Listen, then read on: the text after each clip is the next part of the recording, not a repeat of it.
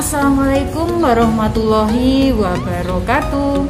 Halo teman-teman semuanya, kembali lagi bersama saya. Nah teman-teman, di video kali ini saya mau berbagi informasi apakah kita ini sebagai TKW selain potongan gaji masih dikenakan potongan-potongan lainnya.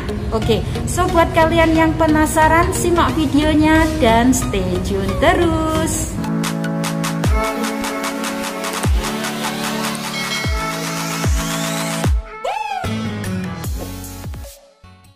Nah teman-teman, di sini untuk yang masih pemula ya, yang baru pertama kali datang ke Singapura, sudah pasti kalian akan merasa bingung ya, apakah selain potongan gaji akan dikenakan potongan lainnya seperti cek medikal, terus juga di saat kita sedang sakit.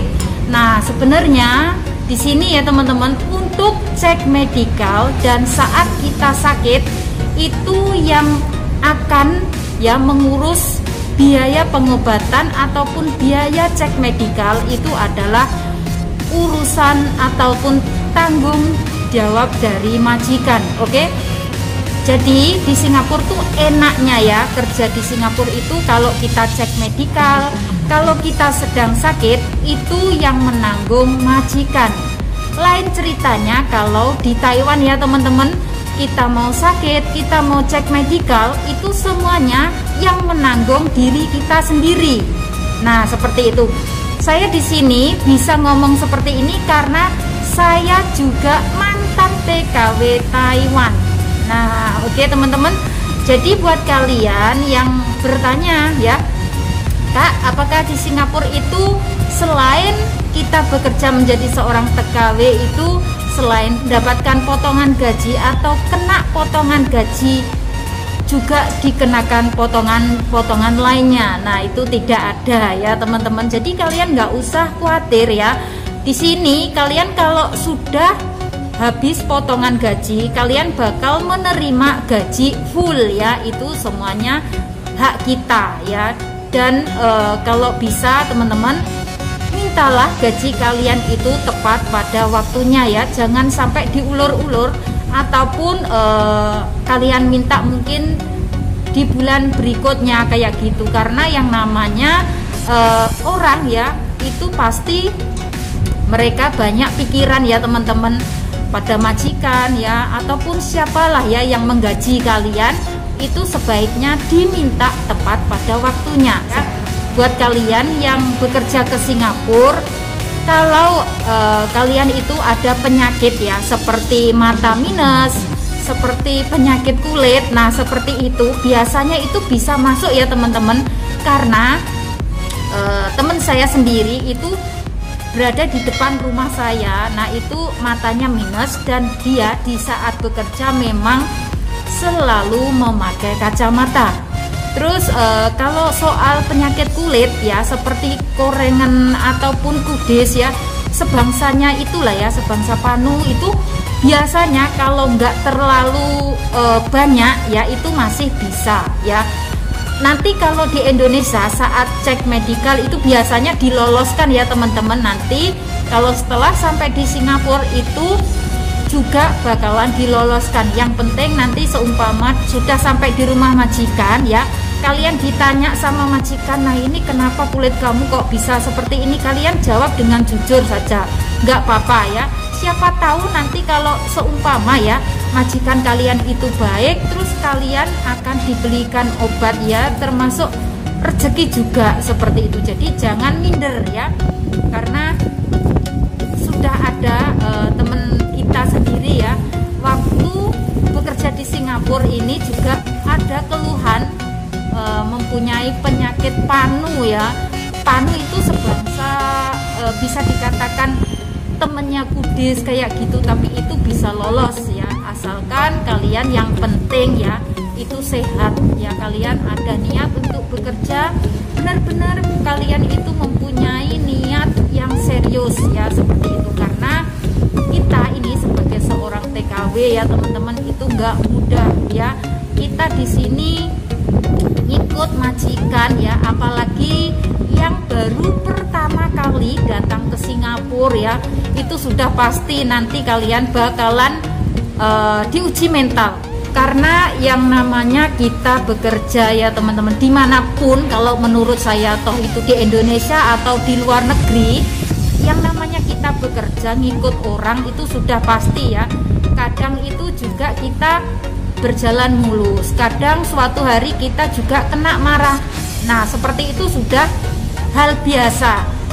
Terus gimana biar kalian itu bisa mempertahankan ataupun bisa finish kontrak dalam satu majikan? Nah itu kalau menurut saran dari saya ya teman-teman, itu gunakanlah ilmu ndablek saja. Karena apa?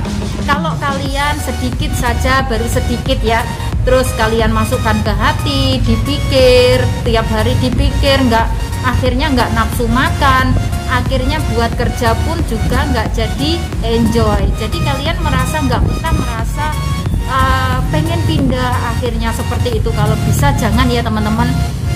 Memang di Singapura ya, mungkin bukan di Singapura, mungkin di Hong Kong juga ada ya majikan yang seperti itu.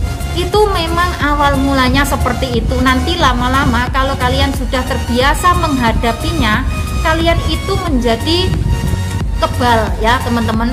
Jadi nggak usah digubris, dianggap saja itu memang kita itu bekerja selalu ada ujian ataupun cobaannya ya, dianggap saja itu cobaannya. Perbanyak istighfar teman-teman ya, insya Allah dengan istighfar nanti kita akan menjadi lebih tenang ya, bekerja pun lebih tenang. Walaupun ada masalah sebesar apapun, kalau kita itu selalu mengingat sama yang di atas ya, insya Allah nanti kita akan bisa menerjangnya. Seperti itu loh teman-teman. Karena kita di sini sebagai seorang TKW ini kita harus hidupnya mandiri teman-teman. Nggak mudah sebenarnya menjadi seorang TKW ini, memang benar-benar nggak mudah. Mulai dari proses di PT saja sudah rumitnya minta ampun ya. Terus di saat kita masuk di rumah majikan, kita juga perlu adaptasi dengan keluarga majikan. Kita juga harus berpikir untuk semuanya, tata cara bekerja ya, terus kita caranya masak bagaimana. Nah itu semua kita menguras pikiran ya. Selain menguras tenaga, kita juga harus berpikir teman-teman. Nah apakah kerja di Singapura terus gajinya gede, terus tiap minggu liburan ya, tiap tanggal merah juga liburan, terus hidupnya enak ya, itu juga nggak bisa dibilang begitu ya. Karena di saat jam kerja kita harus fokus, kita harus mikir ya, nanti hari ini mau masak apa, mau kerja apa. Nah di sini saya mau sharing ke kalian ya teman-teman. Sebenarnya saya di rumah majikan yang baru saat ini ya, itu saya tinggalnya di rumah kondo ya teman-teman. Akan tetapi sudah dibikinkan jadwal kerja. Nah saya tapi mikirnya seperti ini, kadang kerjaan sudah selesai, terus ini paling enak ngerjain apa. Nah dari sana ya kadang saya itu merasa bingung, enaknya ini mau kerja apa. Nah dari sana akhirnya harus mencari kesibukan. Karena apa teman-teman, yang namanya majikan mengambil kita untuk bekerja ya, yang namanya majikan menggaji kita, itu sudah pasti dia itu nggak mau melihat pembantunya itu di saat jam kerja itu enak-enakan main HP atau duduk santai. Itu nggak suka seperti itu. Makanya saya itu kalau kerja ya teman-teman, ya nggak saya buat slow, ya nggak saya buat cepat. Pokoknya saya bikin yang sedang-sedang saja ya, seperti itu. Karena saya berpikirnya kalau semua pekerjaan saya bereskan dalam waktu yang singkat, nah nanti saya mau kerja apa lagi. Karena di rumah saya ini teman-teman, itu pekerjaan sudah dijadwalkan ya. Hari Senin, hari Selasa sampai hari Sabtu itu sudah ada jadwalnya. Nah seperti itu.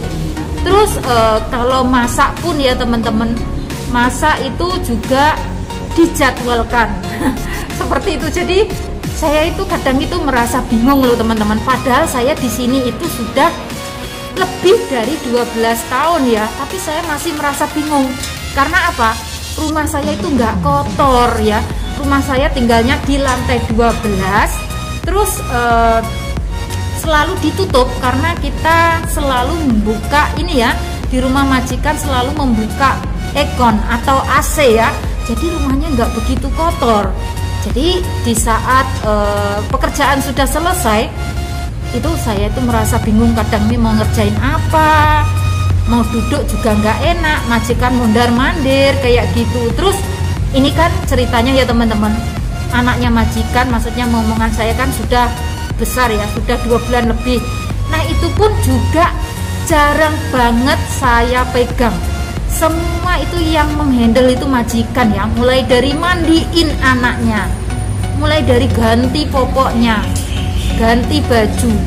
Jadi semua itu yang ngurus itu majikan. Saya itu cuma kerjanya itu bersih-bersih rumah ya, terus masak ya seperti itu, terus belanja. Belanjanya aja di sini juga hanya 1 minggu 1 kali teman-teman. Jadi nggak selalu keluar dari rumah, itu nggak ada. Pekerjaan saya itu sebenarnya teman-teman di sini tuh pekerjaan saya itu ringan ya. Walaupun Pak Bos saya itu punya mobil, tapi alhamdulillah banget saya nggak pernah disuruh ya untuk mencuci mobilnya. Pernah sih ya Pak Bos itu tanya, kamu pernah nyuci mobil nggak selama di Singapura? Ya saya ngomong ya, kalau saya itu nggak pernah yang namanya nyuci mobil, karena selama saya berada di Singapura, majikan saya itu nggak ada yang punya mobil seperti itu loh teman-teman. Jadi saya itu kalau disuruh nyuci mobil, nanti misalkan ya itu prosesnya 1 jam harus selesai, malah nanti waktunya habis untuk nyuci mobil, karena nyuci mobil itu nggak mudah ya. Saya melihat teman saya waktu saya buang sampah di bawah blok ya teman-teman, itu mencuci mobil itu nggak mudah. Dia bawa ember 2, yang satu untuk air bersih, yang satunya air sudah ditaruh sabun. Nah seperti itu, jadi ribet lah. Harus bawa kursi juga, kan harus naik ya, yang di atas, yang langit-langit, yang bagian luar di atas itu juga harus dicuci, dielap.